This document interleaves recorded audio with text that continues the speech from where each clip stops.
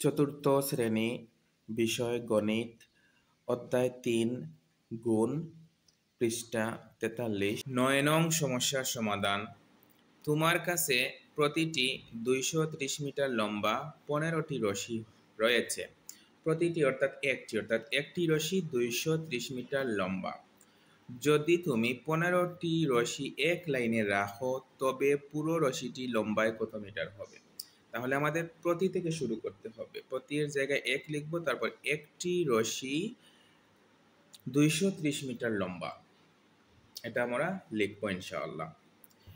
তাই লিখলাম একটি রশি ২৩০ মিটার লম্বা। সুতরাং রশি আছে ১৫টি, অর্থাৎ ১৫টি রশি রয়েছে, তাই দিলাম। সুতরাং ১৫টি রশি সমান, একটি রশি ২৩০ মিটার লম্বা হলে ১৫টি রশি আরো বেশি লম্বা হবে, আর বেশি হলে গুণ। আর সহজে বোঝার জন্য উপরে ১ থাকলে গুণ হবে।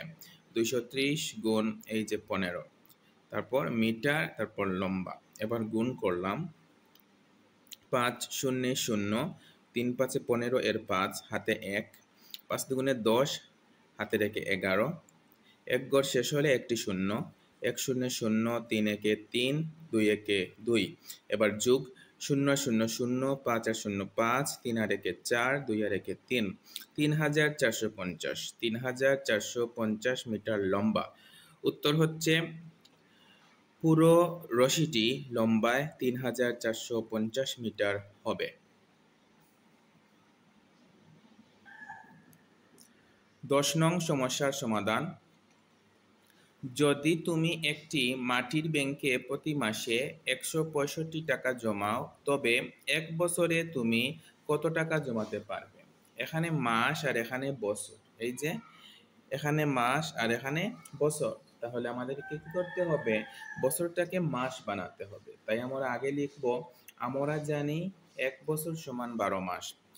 তারপর আমরা একটু বুঝে নেই, যদি তুমি একটি মাটির ব্যাংকে, অর্থাৎ যদি আমি একটি মাটির ব্যাংকে প্রতি মাসে, অর্থাৎ ১ মাসে ১৬৫ টাকা জমাই, তাহলে ১ বছরে কত টাকা জমাতে পারবো? তাহলে আমরা প্রথমে কোথা থেকে শুরু করব? প্রথমে আমরা এই যে প্রতি থেকে শুরু করব। তার আগে লিখব তুমি এর জায়গায় আমি, আর প্রতি এর জায়গায় ১। তাহলে আমি ১ মাসে, জমাও এর জায়গায় জমাই, তাহলে আমি ১ মাসে জমাই ১৬৫ টাকা। আমরা জানি ১ বছর সমান ১২ মাস। তারপর লিখলাম আমি ১ মাসে জমাই ১৬৫ টাকা।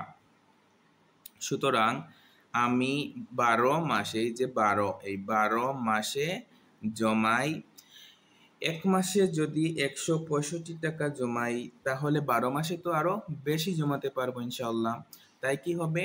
বেশি হলে গুণ হবে, আর সহজে বোঝার জন্য উপরে ১ থাকলে গুণ হবে। ১৬৫, তারপর গুণ এই যে ১২।